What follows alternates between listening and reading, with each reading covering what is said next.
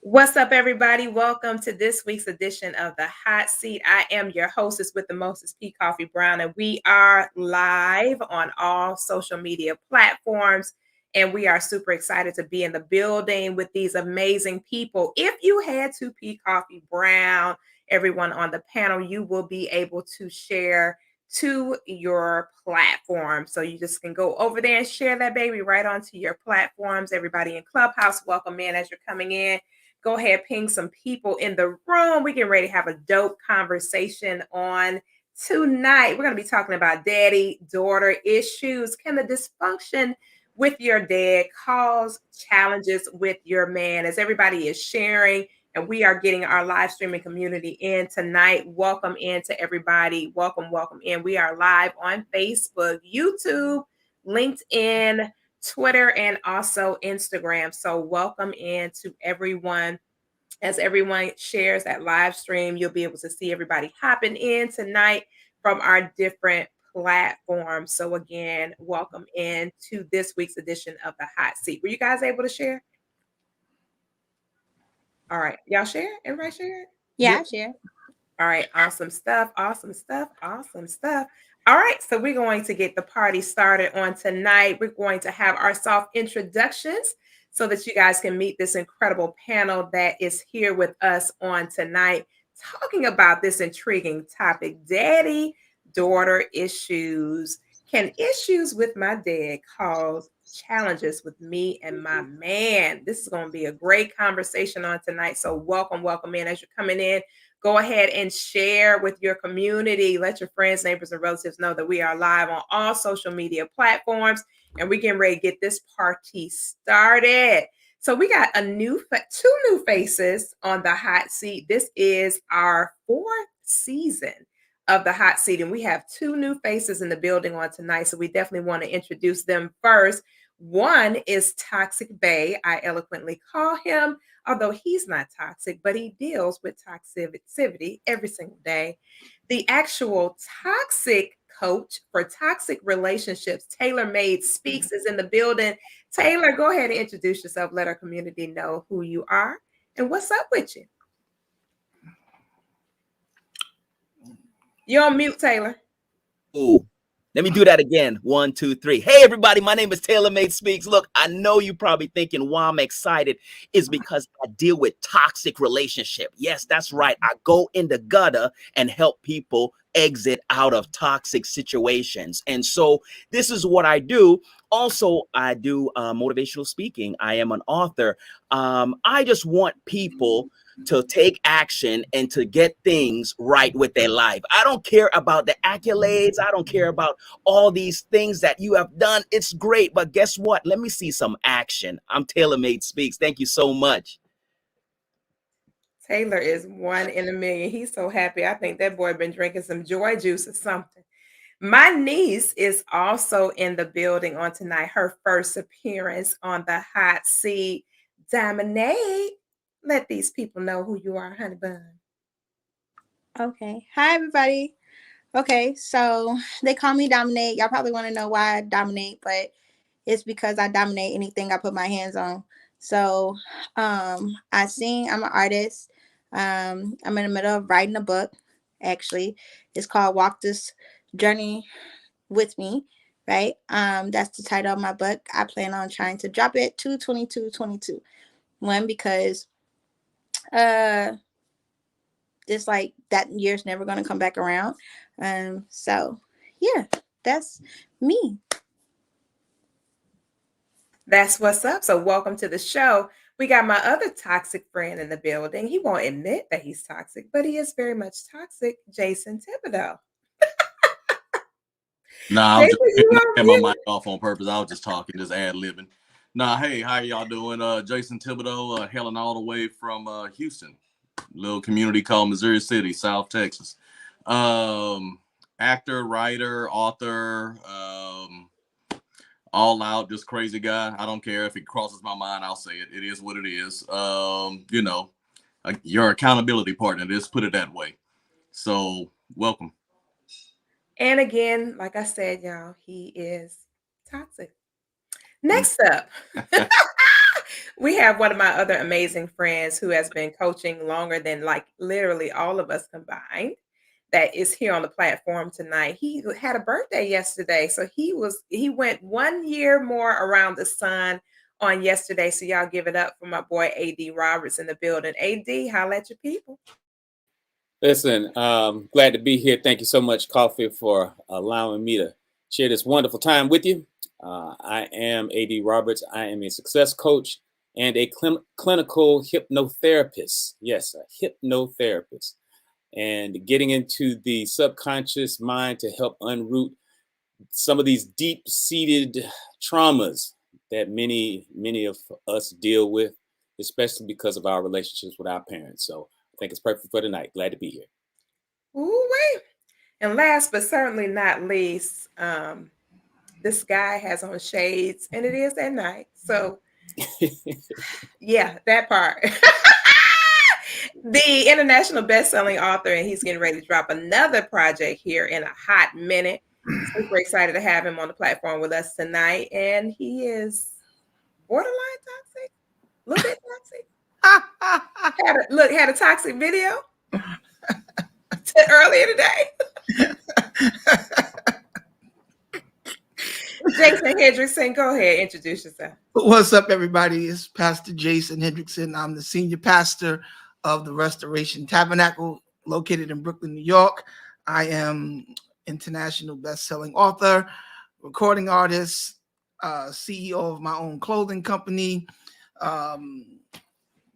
producer, songwriter, so much more, even a babysitter if the money is right. So, we'll take. Did you say even a babysitter? I'm done. Money got to be right. The money got to be right. I am so done. You must be talking about your grandbabies because you ain't gonna watch nobody children, okay? So dig this. This is going, and I hope that no one takes offense to what you're going to hear tonight because it's going to be a little sensitive for some people's ears, but it will be very valuable information. And so on the platform tonight, we do have two certified master, well, actually four certified master life coaches.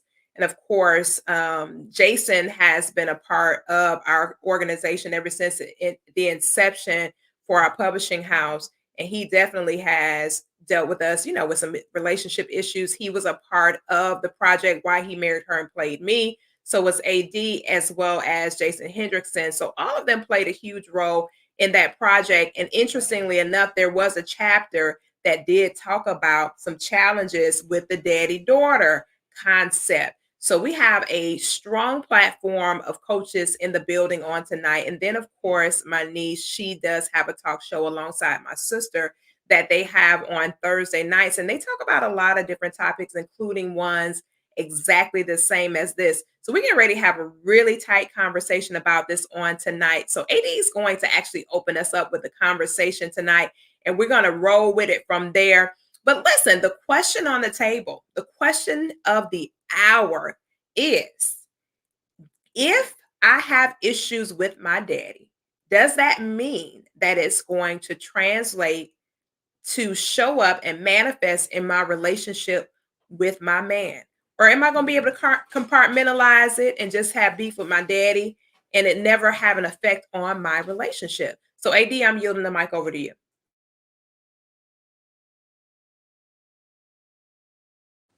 We can't hear you. AD, you're on mute. Sorry about that. I think I'll just go ahead and jump right out there on the, to the far right. And unfortunately, I'm going to say yes.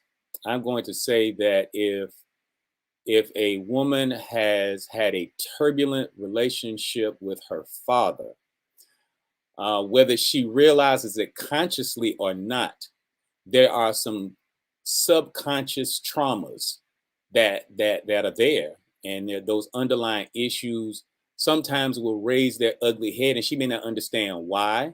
She may not understand. It may be abandonment issues. It may be abuse issues. She may not like the fact that if a man's voice raises above a certain level, why she begins to shut down. There's so many variables in the equation because I have coached, as you said, Koffe, I have coached for so long And most, and fortunately, but unfortunately, most of my clients are women. Because, brothers, sometimes we just kind of tough it out. We thug it out and, think we could do it on our own instead of getting professional help. Women will, seek out a little help. So in this space, y'all, I've seen so much devastating trauma at the hands of fathers.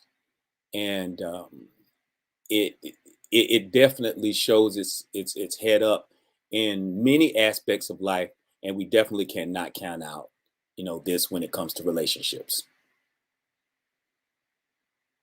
So you guys heard it here first. We're gonna keep the party rolling. Taylor, you are your expertise, your niche is dealing with toxic relationships. What has been your experience in supporting women getting out of toxic relationships that they pretty much are the toxic person in the equation as it pertains to their issues with their dad? No, absolutely. I think if we're going to peel the onion, let's peel it, right? Most women, if not all, usually look for their father, right? You hear a lot of women say, I'm looking for a man that opens the door like my father. I'm looking for a man that treated my mother like my father. So we can honestly say that that most women are looking for a man that resembles, and not saying physically, but resembles their dad. So once we have that foundation built, then we can also say that whatever transpired between she and her father, subconsciously, like AD said, she's going to play that out in our relationships.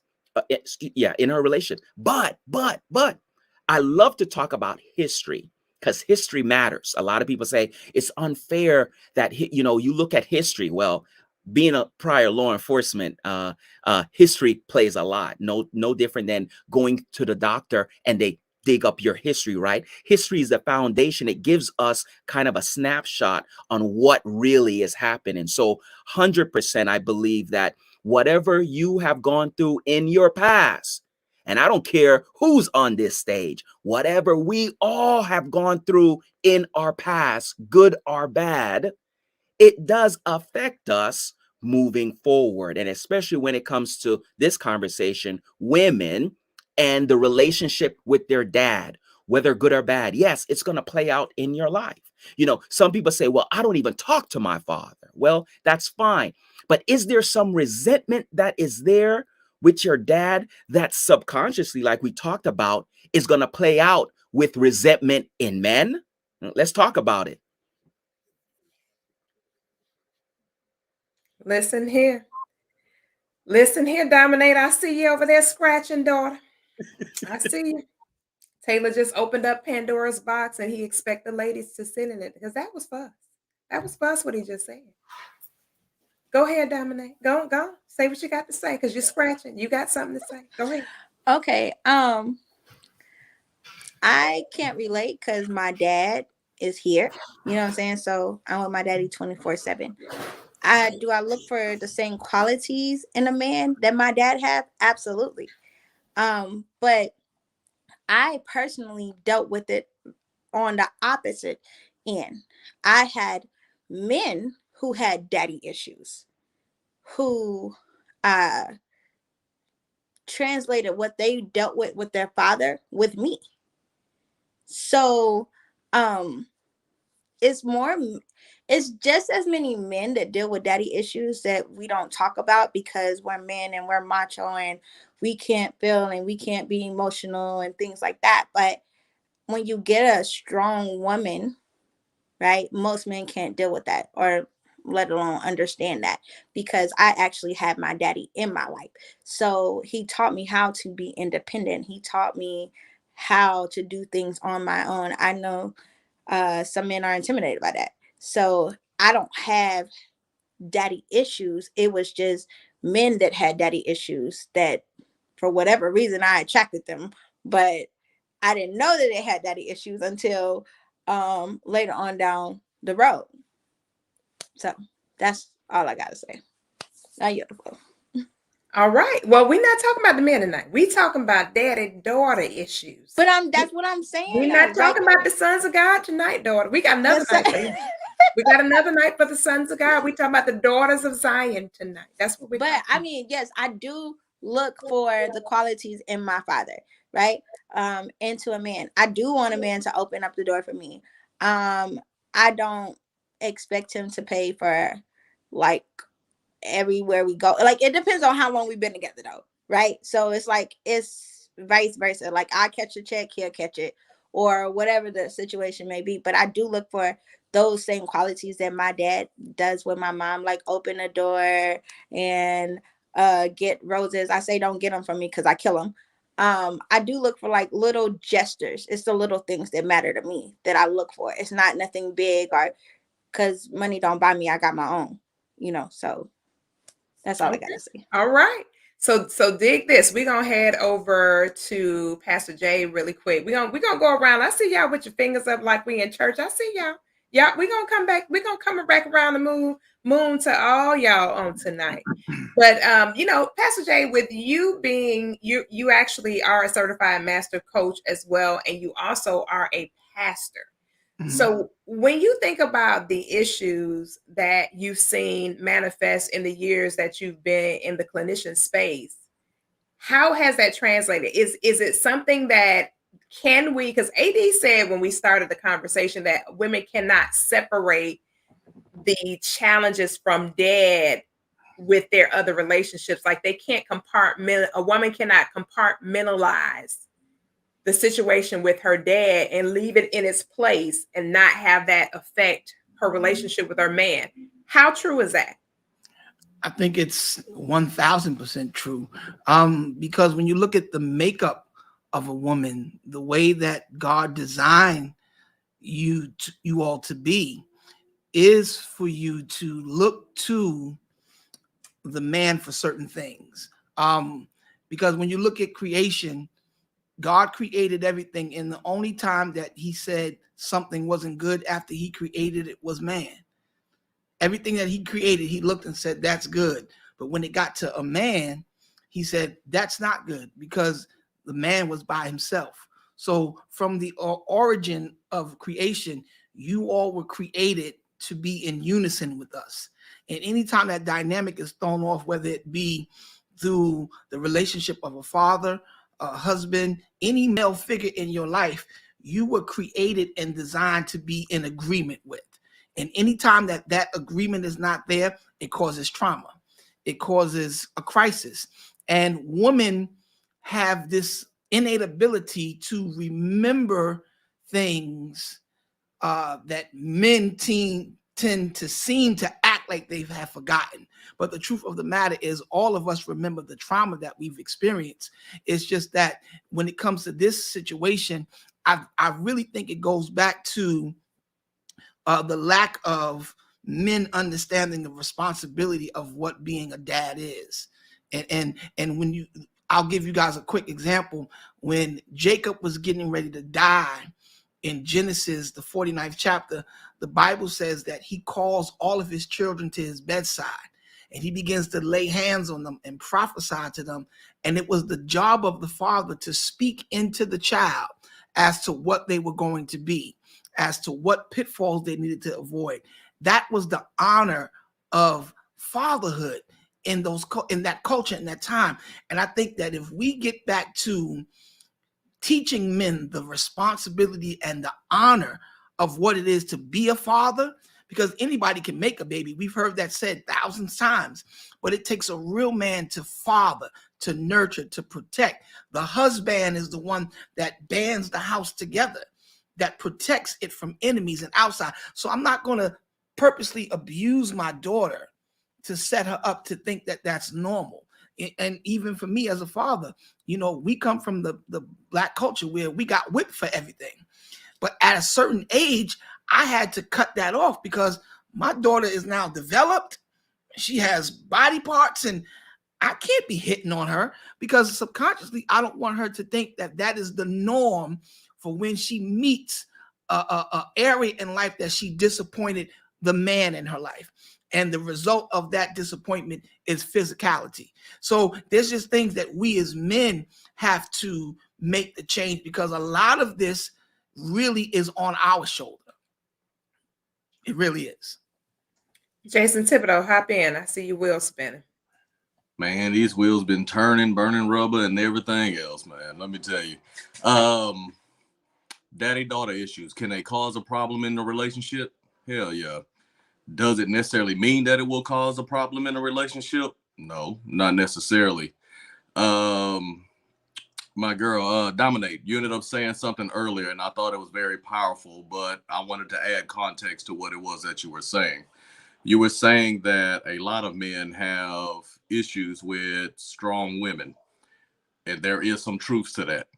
But also understand that there's a difference between a strong woman and a mouthy woman. You understand? And that's not directed at you by any means. I'm just saying, to understand.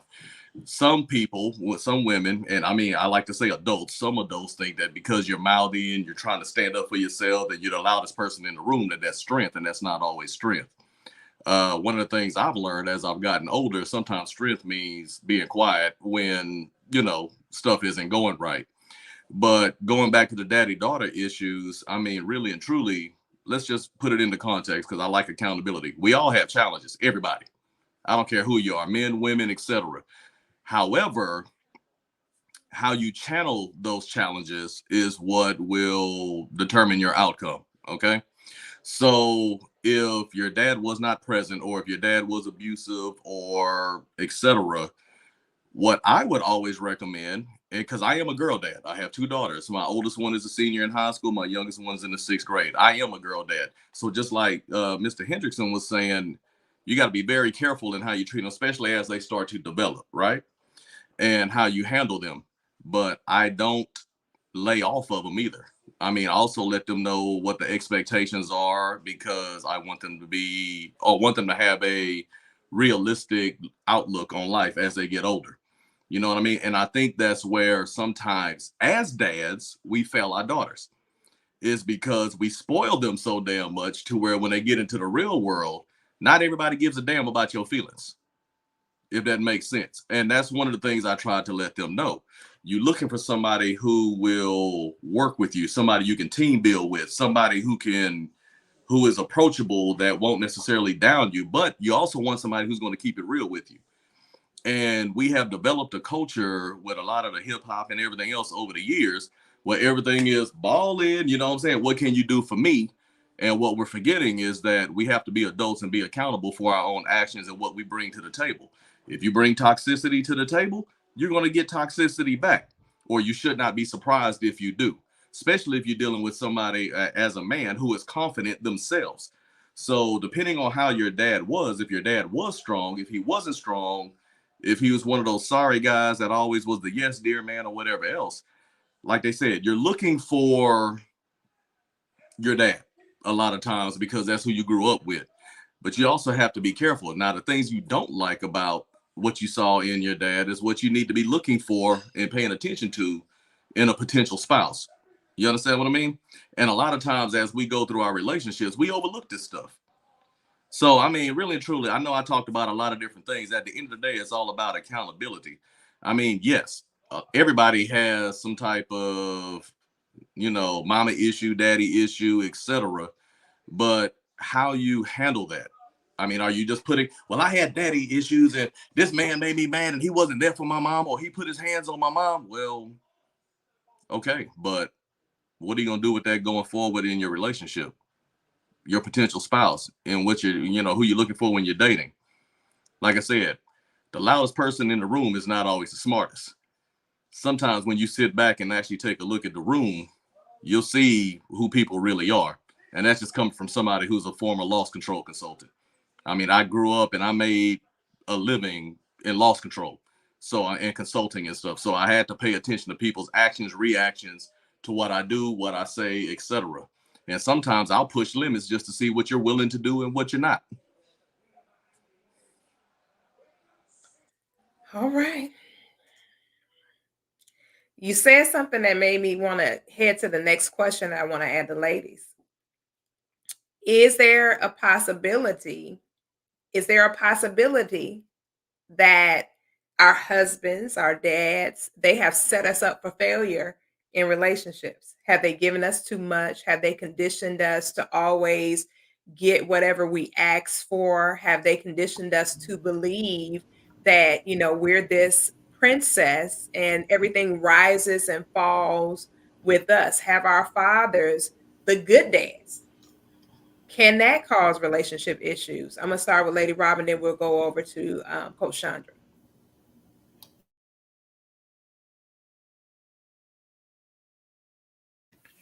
Well, how are y'all? Touchy subject tonight. Touchy Listen in, subject. we coming in hot. We coming in hot. Touchy subject. So I'm gonna come in just like everybody else did. I'm gonna come in real hot, real quick. To the pastor. I forget your name. I forgot, but I was listening. You sounded very well. Although a couple of things that I disagree with that the panel has said. I don't personally believe that your father can dictate your relationship in a good way or a bad way. I believe that the responsibility, and I believe that was the last gentleman that talked, the responsibility literally lies with you. What you want to do, what you're looking for, the essence by which, and I do believe in God. So let me start off by saying that. And I know after 21 years that my husband, the bishop, is the head of this house. However, it never cost me to lose my voice. My voice didn't end because his voice began. Actually, what it did was made a trumpet sound when the both of us got together. So when I look at relationships, I don't look at it based on what happened in my past. I look at it based on what's going on in my future. What did I learn from my past to help me go towards a better future? What am I bringing to the table? Because you're not talking about men tonight, you're talking about women. So how does what my father did affect me? I let it have no effect over me. I understand it. I learned lessons from it. I got better in it. I now, when I married my husband, I knew what I was looking for that I may not have gotten with my father. For my children, Dominators on a panel tonight. She is 32. She is our oldest child. We have 5 and 9 grandchildren. So when I look at what I'm looking for in my future as a woman, I'm not looking for my daddy. So my husband didn't come in with daddy issues. I dealt with those issues prior to my husband. I dealt with whatever those issues were. And you can read my book to find out what those issues were. But I come from a very loving mother and a very, very abusive father. And I could have went a different way. I could have went the way that some of my friends turned out. I was on drugs. I got off drugs. I did a whole bunch of stuff that I wasn't supposed to do. But I believe that set me up to be prepared for what God was sending me. My real Boaz, the man that would be able to lead me. And I do think sometime, I agree with the young man, that sometime us as women can be a little mouthy. Others say that it is a strength. I believe that the strongest person in the room may be the most silent person in the room. The way that I got my husband was that I kept my mouth shut. He was watching what I was doing, not what I was saying. And then what I said lined up to what I was doing. So that's my opinion on the relationship aspect. And I don't believe that daddy issues should play a role in your relationship. Sometimes it do if you're not healthy. That's another thing that we as Black people do not talk about. It's okay to go to therapy. It's okay to find out what's wrong. It's okay to dive into yourself. It's okay to look at yourself in the mirror and decide, hey, am I ready for this? Is this ready for me? Can I really do what I'm asking for? Do I want just a wham, bam, thank you, ma'am? Or am I looking for more? Am I looking for the essence of who I am in my future? Am I looking for a vision? Do I have a vision? So those are some things that I would say. I yield the floor. So your relationship with your dad actually prompted you to do something different. So it did have an effect on your relationship because you made a choice for you not to connect yourself to someone with those same mannerisms and behaviors. Not all though, because there are things about my father that are good, right? What I'm saying is that it did not dictate or determine what I was going to become in the relationship. Not what he was going to become, but what I added to the relationship. Who was I prior to getting married? Who was I prior to joining together? That's what I look for. So prior to all of that, it didn't affect my relationship because I dealt with me. That's what I'm trying to say. When you deal with you did do the work though, because right, if you had not have done the work, then you would not have gotten the results that you have. So you still took the initiative to definitely do what you had to do so that you would not end up with the opposite results. Did you say something? Because you was on mute the whole time. No, I was saying that you're right. You know, I just want women to understand that whatever issues that you have, daddy or not, if you deal with you, we always look at other people as a mechanism or a standard by which to live. When God has already given okay, I'm coming out. When God has already given us the standard for our life, He's given it to us. All we got to do is read the blueprint. The blueprint ain't changed. We may change, but the blueprint has not changed. I yield the floor. So, Coach Chandra, same question.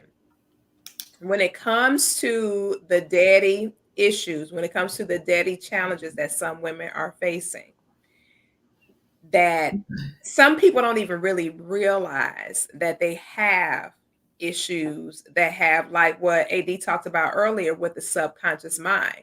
You know, let's go back to that for a second. From 1 to age 7, our subconscious mind, all we do is receive information. We're constantly receiving information. We're nothing but a download. We're nothing more than a huge download system where we're habitually receiving information. If that information was not accurate, how do we address the challenges that come along with the wrong information being downloaded into our system? Well, ma'am, I did come into a hot conversation. Good evening to everyone. A couple of things that come to me just as I've heard so far on what I've heard, and I got to echo what Lady Rob said, is that sometimes what we fail to do is understand that we are our own rescue. My dad is not responsible for the healing that I have to do as an adult woman. He's not responsible for that. We also sometimes hold our dads at a certain level of expectation that we were not even mature enough to understand. As an adult, I understand my father a lot better than I did when I was, growing up with him. And I have to understand too that as an adult, I can understand how to take away the foundational principles versus expectations. So I don't hold a man to the standard of, you got to treat me the way my dad treated me. No, I take from the foundation that my dad laid. My dad was a provider, or is a provider. He was a protector. He was an encourager. He was a supporter. He encouraged anything that I attempted to do. But on the other side of that, there was some, other things, some negatives there. But I can't hold the man in my life or the relationship to the standard of my dad. But I can look for those foundational principles that he laid in my life. When we understand that we are our own rescue and stop blaming other people for how we mishandle relationships, when things go wrong or things go sideways, the first thing we'll say, or what I've heard, or, may have even said a couple of times myself, well, I want a man that's going to treat me like my dad treated my mom. Or, and you don't even know all of the ins and outs of how your dad treated your mom. You saw what they wanted you to see, but, as an adult, you start learning some stuff. I know I have. And I'm like, ooh, didn't know that about my dad. Didn't know that about the relationship. So we can't we can't say completely that daddy issues make us a certain way or that daddy issues point us in a certain direction. I think if we leverage foundation versus expectation, and then understand that I am the only one responsible for me. As an adult, I balance the information. I balance what I know, what maturity has taught me about my relationship with my dad. But it's not, I'm the only person that's responsible for me. So I'm my own rescue. So I can't lean into that. But I think we're going a little around what the question was, because the question was not posed, do we hold fathers responsible? The question was, does it have an effect? Everything that we do in our lives, we learned from someone. I didn't just wake up and know how to tie my shoe. Someone showed me how to do that. I didn't know how to dress myself. Somebody showed me. So I didn't even know how to be relational until I saw a model of a relationship. So psychologically, it absolutely affects. It doesn't make them responsible, but the question was, does it affect? Because I would not know how to relate to anyone without seeing relationship models in front of me. So my responsibility as an adult now is to make a cognizant decision that, listen, I'm not going to repeat the negative that I saw, but I'm not going to ignore the negative that I saw either, because it's so easy for you to, especially when it comes to our families, to get caught in generational curses and generational repeats. So we can't just say, nah, I'm responsible and I don't care what my father. No, that's not the truth. And subconsciously, if you, like, I'll give you guys an example. My father, when I was young, he used to pluck me in the back of my head for being bad. And years later, I'm 48 years old now. One of the mothers in my church came behind me. I was sitting at the table with my wife, all my children and my grandchildren, and she came and plucked me in the back of my head, and I turned into the Incredible Hulk. And my wife had to grab me because I was getting ready to, I'm just keep it real with you. I was getting ready to smack this old lady because it brought back all the trauma because of what my father used to, and my father didn't mean no harm by it. He was just this, he was like, stop being bad. Stop. But he did it so much that it enrages me if anybody touches me in this area of my head. So the things that we saw and the things that we've been through, it absolutely does affect us. But I had to make a cognizant decision that I'm not going to slap Mother Johnson because that's Mother Johnson. But it didn't take away the fact that it brought back all of those angry feelings, all of the frustrations, the feeling of being helpless that I used to feel when my father used to pluck me in my head. So I think for us to say that it doesn't affect us, and that's not what we're asking. We're asking, especially from a female perspective, I want to know, because I have nothing but, I got one grandson and the rest of my crib is nothing but women. 3 daughters, 2 grandkids, 2 granddaughters, and 1 grandson, bless his heart. And if he didn't come around, I would have no wins at all. But I want to know, because I need to monitor what I do, because I don't want to have that, negative effect on them to make life more difficult, because it's already challenging because of this for us. But to ignore the fact that the relationship, the dynamic between a father and a daughter does not play in your development in your relationship is completely false. Sorry. So when we talk about the effect, that's what we're talking about, is, does it have an effect? Does the issues have an effect on our relationship with our man? Does it actually have an effect if we have had daddy-daughter issues? So if there's unaddressed, unresolved, undealt with, unrecognized, unhealed, that has an effect on how we respond, react, connect, participate. Everything that we do in a relationship is going to be affected because of the fact that those things haven't been addressed. So I do agree with what Lady Rob talked about when she talked about she addressed her issues, but she also talked about the good stuff that her father did. So when we really think about the effect of relationship, there's no way that we can't we have to put it into a big picture.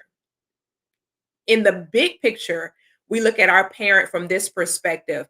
We know our parents from a, let's say, a vertical relationship, right? They would be the authority in our life and we would be submitted under their authority.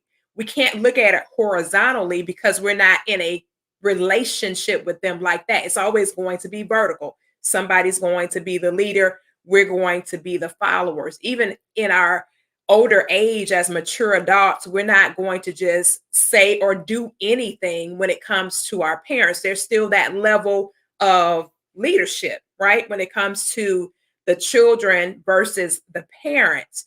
And so when you kind of think about that dynamic and that relationship, when you look up to your dad, because really, honestly, as a girl, we were supposed to be able to look up to our father. That was supposed to be pretty much our God, little g, in human form. That's our first impression of what God was like. Like, this is my dad. He's everything I need, everything I have to get, everything I have to obtain is coming through this man. When I ask, he yields something to me. When I do what I'm supposed to do, I receive a reward, so on and so forth.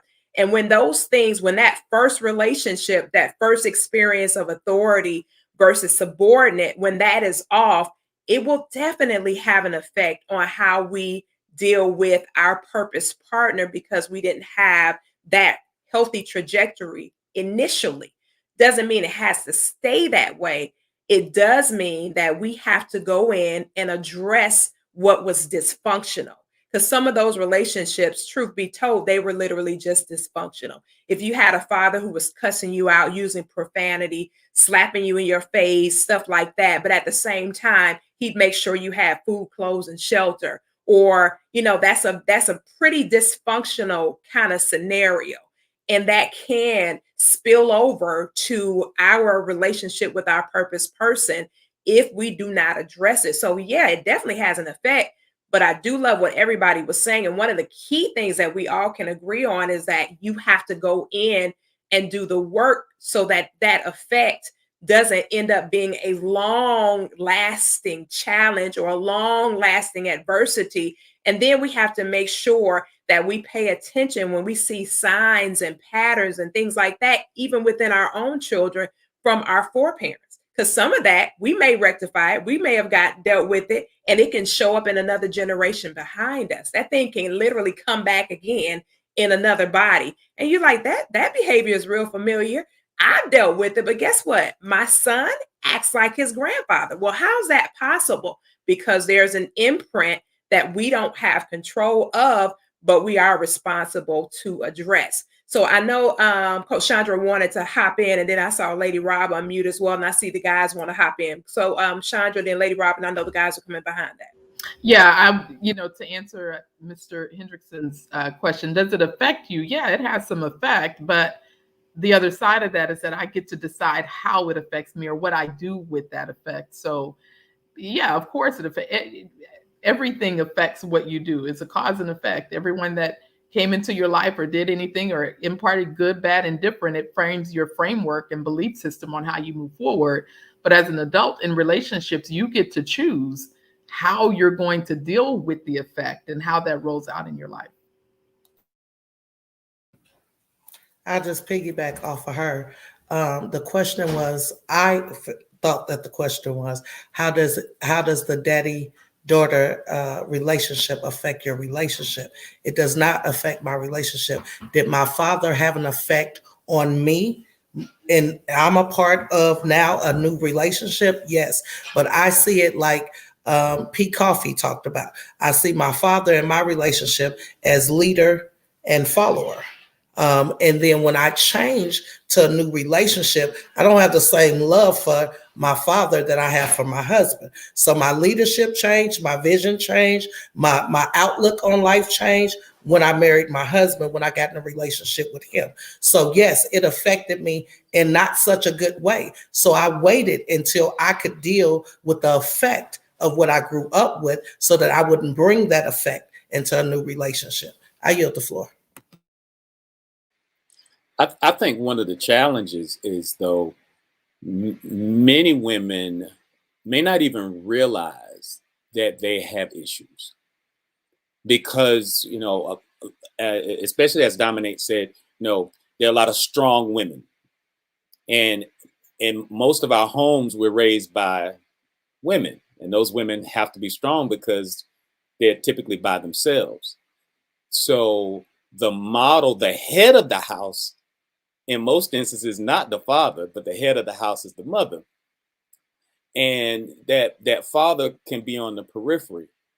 But the problem is many of the issues that women do have, they may not recognize that they have them, and they play out quietly in all sorts of ways in relationships, especially the romantic relationships, like what we're talking about tonight. And I think that's a direction that, that I'd like to see, our conversation go is, how do we recognize this unhealthy behavior and root it out and say, well, you know what, here is where it came from. Because, case in point, have a client that is so accepting and is so allowing because she was disappointed by her father so many times that she subconsciously learned that it was okay for men to disappoint you because that's just what they do. And so instead of requiring that the men in her life be men of their word, she just accepted the shortcomings at face value and just rolled with the punches. When in actuality, that was a dangerous situation for her because it led her down a path of, disappointment over and over and over again because of her allowing. Where did that come from? It was systemic of her father creating that trauma in her life very subtly because he disappointed all of the time. When he said he was going to be there at 4:00, he didn't come at all. I'm going to be there to pick you up at 5. Never showed up. So that little girl sitting on the porch waiting on her father, for hours, that plays out so heavily, especially in the subconscious mind. It weighs out heavily for our children, for our girls. So, if that, now I'd like to see us take that direction with these wonderful coaches that we have here too. I yield. And I want to apologize. Hey, Dominate, I wasn't talking about you, dear. Come on and get into this conversation when I was talking about the strength and the No, side. I'm just Oh, okay. I was listening about to say that had nothing to do with you. I noticed you hadn't said nothing in a while. But no, I agree. I mean, there's definitely an effect there. And Lady Rob and Miss is it Chandra? I appreciate y'all because what I'm hearing as well, and it's something I'll be 45 in a couple of months, but it's something I don't hear from a lot of ladies that I come around is that same accountability. So that's, while yes, it has affected you, you saw things that you like, you saw things that you didn't like, and you're taking accountability of your own life. And that's powerful as well. And I think more people need to do that. And outside of daddy issues, you also got to deal with society issues, the things that society tells us is acceptable and what is not, and that's why I was saying it's like, it definitely has an effect, but at the end of the day, we all got to be adults. And that's one of the things that we should always be in the process of is always in a learning environment. You learn different people, so you learn how to deal with people at work. You should learn how to deal with your spouse. You're going to see things that you like, you don't like. You're going to see things that remind you of your father that you did and you don't like, and how to handle things. Like Koffe was saying, I'm a cursor. You know what I mean? So I'm one of those people, I will raise my voice, I will curse. Very rarely will I ever raise my hand to anybody if I can avoid it. You know what I mean? But I keep in mind that at some point, my daughters might either go towards someone with a foul mouth or someone without. You know what I mean? And that's something that I have to be accountable for myself. But I did appreciate the accountability that I heard when y'all were speaking. I'm sorry. I'm not I'm just listening to everybody. I think the key word that everyone is saying is work. Right? We have to work at it. You have to work on you. In order for you not to bring in the toxicity to your relationship. If your daddy was abusive, work on you, like, because two broken people can't be whole, right? So if you're broken and he's broken and y'all trying to make something work, it's never going to work. It's always going to be an epic fail, right? Because no one wants to do the work. No one wants to go to therapy. No one wants to talk. No one wants to talk out their issues. And if they can't talk with their issues, they don't want to go to a therapist for the therapist to help them talk out their issues. So I think a lot of the times as women, right, sometimes we feel like talking to our girlfriends is the best therapy ever, when most of them don't have no men. Right? So when we're talking to them and they're single, they're going to give me single advice when they have no man.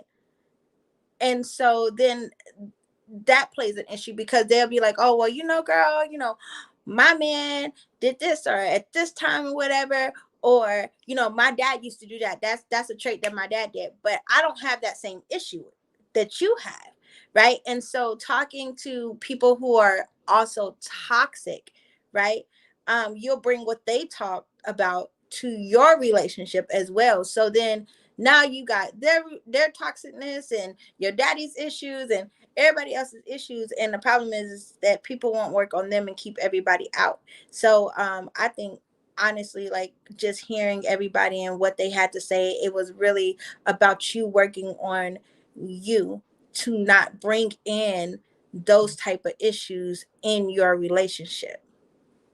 That's So how do we address it? Let me start with Taylor. Definitely want to hear from our coaches. How do we address this? What would be some of the strongest tactics, the strongest armor against us repeating history, if you will, the dysfunction that we experience translating into our relationships? How do we address it and rectify it? Well, one way to address it, and we've talked about this on previous shows, and I think some of it is cultural, is to quit keeping secrets. A lot of times we don't know what we don't know that what we're dealing with has been dealt with for generations because nobody talked about it. Nobody shared. Nobody said, I just stop keeping secrets. That's where it starts, or where that cycle can be broken. The next thing is, be okay with accepting your part of the entire situation, of the whole. Again, I'm a firm advocate for and believer in do your own work. Acknowledge what's there and do your own work to strengthen the relationship, to strengthen yourself. Those two things, I think if we just talk more about the roles that dads play in daughters' lives, that moms play in sons' lives, if we just talked more about the roles and stop keeping secrets and learn to be a little bit more communicative, that we would solve some of these issues that we see going on. Go ahead, Taylor. Yeah, I totally agree. I think that we need to do the work. But I also do think that we do bring, once again, what we have learned from home, right? And so I can say to a woman, right, because we're talking about women, right, that I don't care what your daddy taught you. I don't care how he treated your mother, right? I want to start from you, right? But it would be naive for me to say that, because that girl or that guy still have characteristics from their father and mother. Now, it's great to say that, oh, my father was abusive and I went and got help for being abusive. What about all the other things that's making the relationship toxic that you can't see that is toxic, such as I'm a clingy person because my father always made sure that my mother was safe when she got to her location. When she came home, they always communicated throughout the day. They always did that. But you're overbearing in your current relationship, but you feel that is okay because it doesn't scream an alarm. So there's things that we have to understand and see. And here's the thing.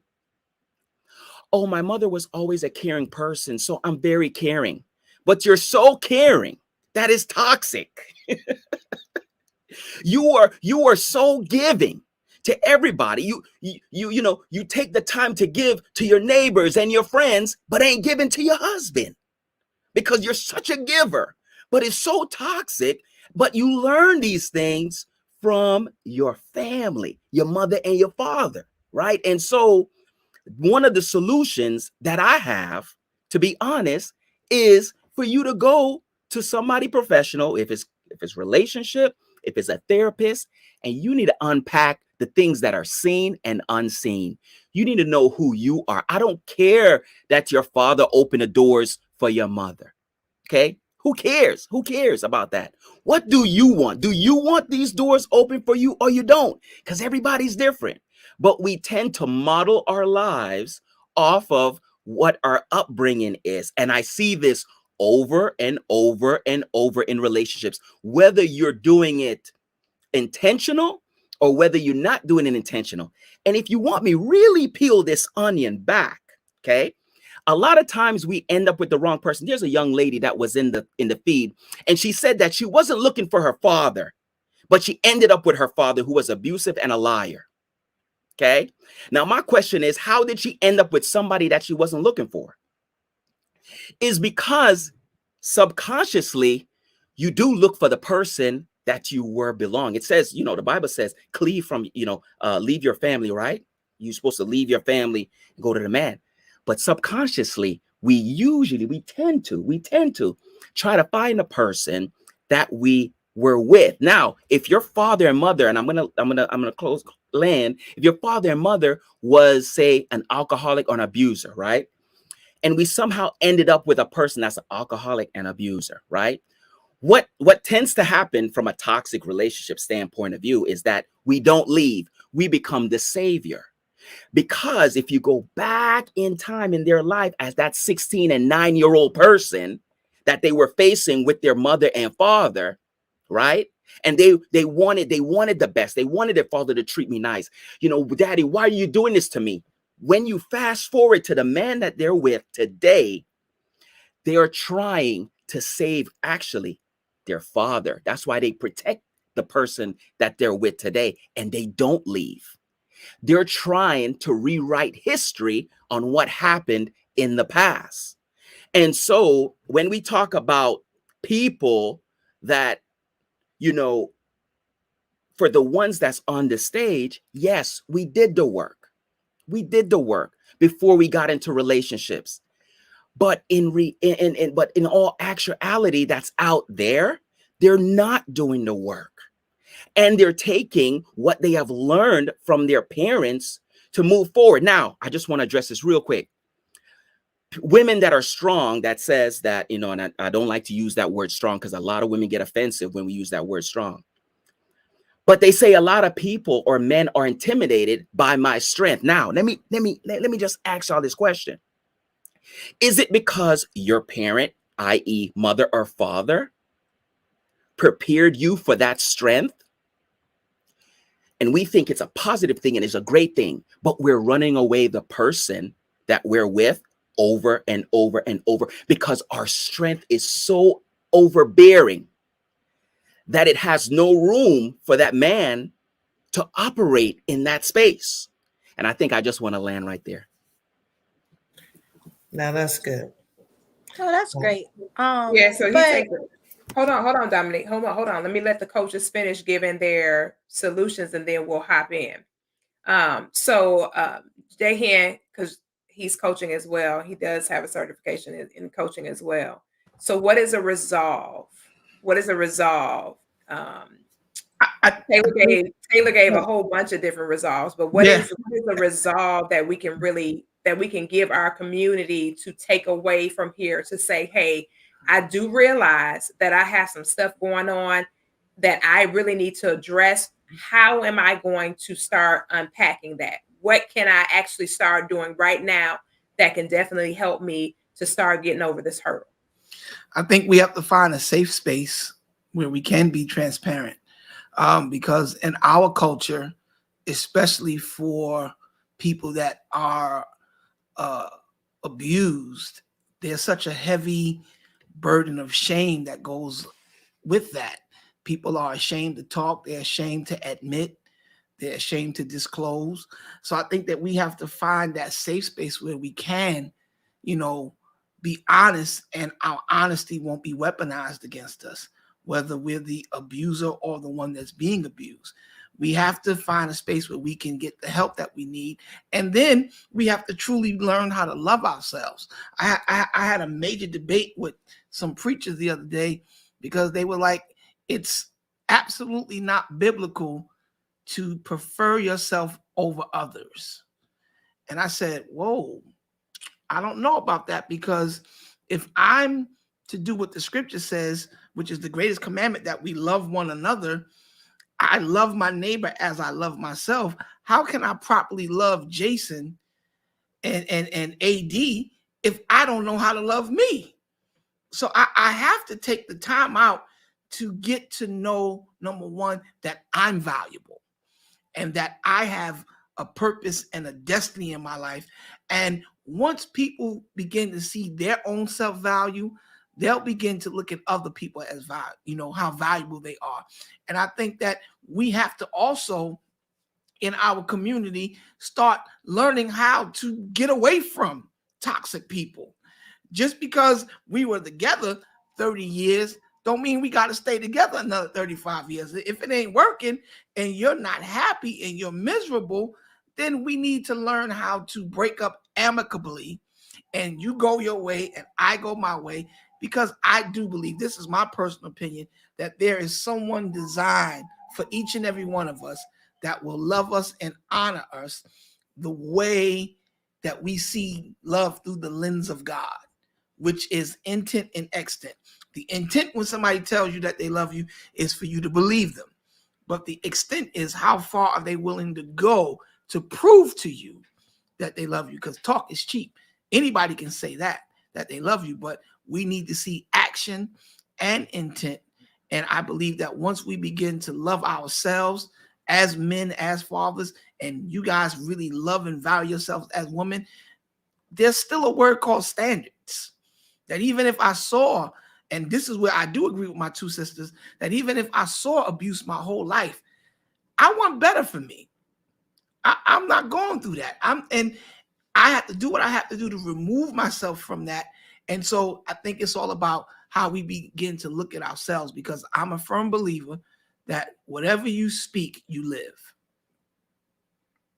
That's good. AD, what's a resolve that we can use? And then we'll go over to Dominate, and then we'll head over to Lady Rob, and then Jason Thibodeau as we head out for tonight. But AD, what is a resolve? What is something that we can do right now, this very moment? Somebody may be watching and they need a solution, something that they can execute for the moment that will begin the process for them to start addressing this and getting over the hurdle. I think the begin is you have to be honest with yourself first and foremost. Pull out a piece of paper and a pen and say, this is my relation. This is the last relationship I was in, or this is the current relationship I'm in. And ask yourself, what were the problems in it? What were the issues that kept coming up over and over again? And as you write those issues, ask yourself, how did I play a role in that process? How did I play a role? What was my role in this problem right here?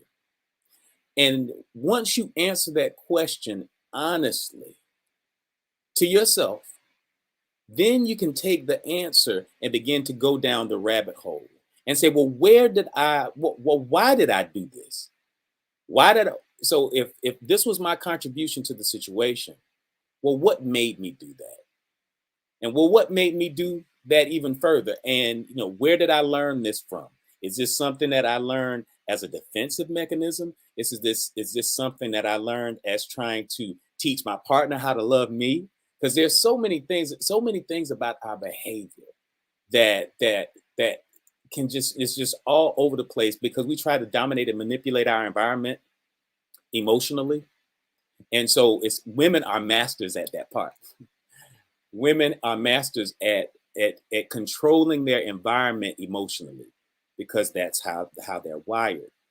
But if you want to begin to do the work, get a piece of paper and a pen and begin to write down the issues that you saw that came up in your relationship, and ask yourself honestly, how did you play a role in that and where that came from? That's good. That is a great place to start the process. And that you definitely can do that tonight. Literally, when we get off here, you can start that process tonight to write down what is your part. I think Coach Dearden and Lady Rob both talked about that earlier about the accountability factor. You saying, yeah, this is not somebody else. This is me. I'm the denominator, the common denominator in my experience. What do I need to address differently? Lord have mercy, I'm calling you by your regular name. Dominate. What is a takeaway that you can give the community tonight on where they can start the process of dealing with their daddy-daughter issues? Something that I would say to a person, the same thing that I'm just going to piggyback off of what he said, AD. And what I found out is, actually, you taught me that. Actually, you write down the pros and cons, right? And write down every pro that was okay, and then every con that was wrong, and then burn it up, and then remember it no more. Don't you gotta work on you. So I would tell people, work on yourself. If that means being by yourself, because sometimes you be in a season where you're by yourself, and it's okay to be by yourself. But in that season where you're by yourself, work on you. And I would just say start with you. And if you start with you, then you won't have those same issues in your new, because you know what to look for and what are red flags and what are not. And if they're red flags, walk away. That's what I would say. That's good stuff. Lady Rob, I know that you do counseling when it comes to women, and also in the leadership space of the women's movement that you spearhead. What would be some takeaways that you would leave with the community tonight to actually start to address this, the daddy-daughter issues, and the people that are being affected relationally by the fact that they have not addressed what happened before with their parent?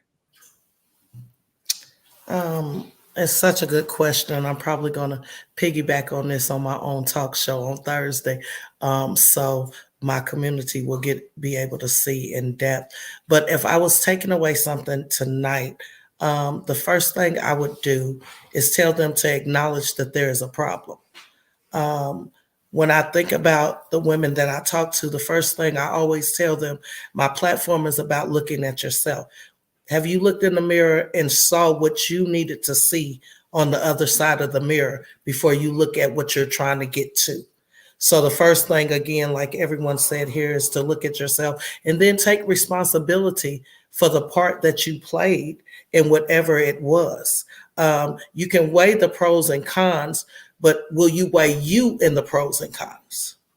Will you see not just their side of what was good and what was bad, but what about your side of what was good and what was bad? And to do that, sometimes you have to have a conversation with the breakup. And I would say just be okay with being okay with, even when I counsel people in divorce, I believe that you shouldn't get married without counseling. I believe that you shouldn't get divorced without counseling, because 9 out of 10 times there's children or other things involved in the relationship. So I would say, look at yourself, be responsible. And then when you do weigh the pros and cons, weigh them against yourself. I yield the floor. Jason Thibodeau, what would be your takeaway for this? You know, you being a girl dad is I think you're the only one on the panel. Well, no, Pastor Jay is an all girl dad too. Aren't you an all girl dad, Pastor Jason? Because I know AD has both genders. God bless you, Pastor Jay and Jason. Both of the Jasons got all these Lord have mercy. God bless y'all. Right. God be with y'all. God help y'all in your journey. Amen. Amen. What do they always say? That for you to get something, you got to hear it at least 3 times, right? So what I'm about to do is reiterate, and I love the fact that Lady Rob brought this up, because actually I was about to bring up the same thing. And that is, you have to face yourself. Growing up as an only child, I didn't have anybody to blame things on. If something was messed up, it was on me. My mom worked during there 24/7 because of the type of job that she had. So even when she was at the house, she was in her office working, you know? So I spent a lot of time by myself, and you get to know yourself when you do that. And also, Miss Tanisha, that's in the comment section, you hit the nail right on the head, is you got to be able to face yourself. You have to be able to be by yourself at some point. And also, what I was talking about with Lady Rob is one of the things I've always recommended ever since I was probably in high school or something is what I call the mirror method. If you can't face yourself in the mirror and look at yourself, see, when you're looking in the mirror, then that's you looking right back at you, especially if you're looking in your eyes. If you're looking at yourself in the mirror in your own eyes, you're looking in your own soul. And it's hard to lie to yourself when you do that, right? You may not have the conversation that you need, but you can't lie to yourself. And what I've realized with a lot of friends, especially a lot of female friends from years back, years past, a lot of them couldn't face themselves. There was even something I would stand there in the mirror with them, and they would end up walking off because they didn't want to face what it is that they've been through and also what they've done, right, to other people. If you can't face yourself, what do you think other people are looking at when they see you, right? And also, if you can't face yourself, how do you ever expect to heal? So that's why I like what Tanisha, shout out to you. I know we've been going back and forth in the comments section. That's one of the things that she said. I mean, you have to be able to heal. You have to be able to spend some time to get to know you. When you get out of a long relationship, I don't care what nobody says, you lose a piece of your original self because you're sitting here, trying to make things work with somebody else. Y'all are both coming together. They lose a bit of themselves, then you lose a little bit of yourself, and y'all are trying to become whole, right? You got to find yourself again. And that comes with being honest with yourself. Another thing that I would definitely say in terms of healing is you have to understand that if you did have a traumatic experience with your father, ladies, is especially when you were a kid, at some point you got comfortable with that trauma. Okay. And what happens is, like the young lady was saying, that even though she wasn't looking for her dad, she found her dad. And I can't remember if it was Taylor or AD or which one of them was saying that, one of the things that subconsciously, even though you weren't looking for him, that's who you found, is because you have to get comfortable with yourself and understand that you got comfortable with the trauma.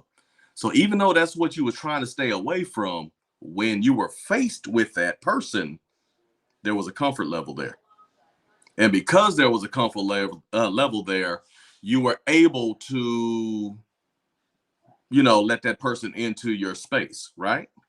So, I mean, we have to get to know ourselves again. We got to get off the social media. We got to stop playing along with all of the other things. And we got to start spending time with ourselves, because, I mean, let's just be honest. We just had, what was it, a former Miss Teen, Miss America, or whatever, whose platform was mental health, actually commit suicide. Right? So something clicked, something traumatic clicked for that to happen. So we need to start taking care of ourselves. And that starts with us being honest with ourselves in the things that we find comfortable with ourselves that aren't good for us. You understand what I'm saying?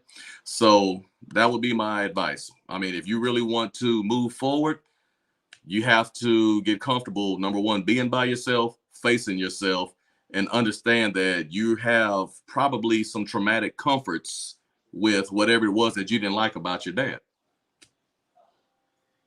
All right. Well, you guys have heard it here first. We had a phenomenal panel of thought leaders tonight, some coaches on the platform who actually shared with you from their heart about this particular topic. It is a sensitive topic. We did get quite a few DMs during the discussion. So, it is a very sensitive topic because at the end of the day, we all have a love for our parent, period, regardless of if they were not the best parent or the absolute best parent. We have a love for them. And that love it's not going to go away. It's not going to change. It's not your love for your parent. It's not going to die. We do want you to understand that it is your responsibility to love you more than you love anybody else. And when you do that, like Pastor Jason said earlier, that is the catalyst for you to be able to have the type of experiences you want to see manifest in your life. With that, we are closing for the night. We are over by about 16 minutes. We normally like to have the dialogue for about a good solid 60 minutes, but we did go over just a little bit tonight. But it was definitely worth hearing from our coaches as they gave us a resolve. We don't want to just talk about a problem. We definitely want to talk about a solution and how you can change your life. So after we get off, all of the thought leaders will be leaving their contact information inside of the chat on Facebook. And if anyone resonated with you and you definitely want to move further with them, then we have several coaches that are here on the platform tonight that can definitely support you in doing that. I believe that all of them, to my knowledge, are open for clients. So you can definitely tap into them, find out how you can get a discovery session with them and see if you guys are a good fit for each other. So you can take this journey to really, really have a healthy relational experience, the type you really, really want to have. So with that being said, this has been another edition of the Hot Seat. Daddy-daughter issues, does it have an effect or can it have an effect on our relationship with our man? And you heard it here first. The answer is yes, especially if you have not taken the initiative to resolve those issues. Well, we'll see you guys again on next week. And we do appreciate you guys tapping in with us. As always, make sure you're following all of these amazing thought leaders that you have seen here on the platform tonight. They're all doing some absolutely phenomenal work in each and every one of their spaces. And again, happy celebration of life to A.D. Roberts. He decided to come hang out with us tonight. So we wanted to acknowledge that it is his celebration of life. Of course, it was on yesterday, but this is still part of his Born Day week. And so we are grateful that he came in and hung out with us for the segment on tonight. It's been a pleasure having TaylorMade speak with us for the first time. Of course, he's going to be back, as well as my niece, Dominate, is in the building on tonight. And she, of course, will be back as well. She is actually officially the youngest panelist that we have had on the show so far. So we do have her brain in the building on tonight. So definitely excited about having her with us as well. Well, you guys, we will see you guys next time on the Hot Seat next Tuesday night at 8 p.m. Central Standard Time, 9 p.m. Eastern. Until then, grace, peace, and blessings. And we'll see you guys again soon. Take care, be well, and God bless. Coach P. Koffe Brown and the DFG Publishing House family presents She Chose Him and Screwed Me, 9 Reasons for Her Decision, a brand new anthology project by 9 incredible women. They share with you their reasons as to why they would date one and choose to be married to another. Order your copy today from your favorite author or simply go to www.dfgpublishingtoday.com.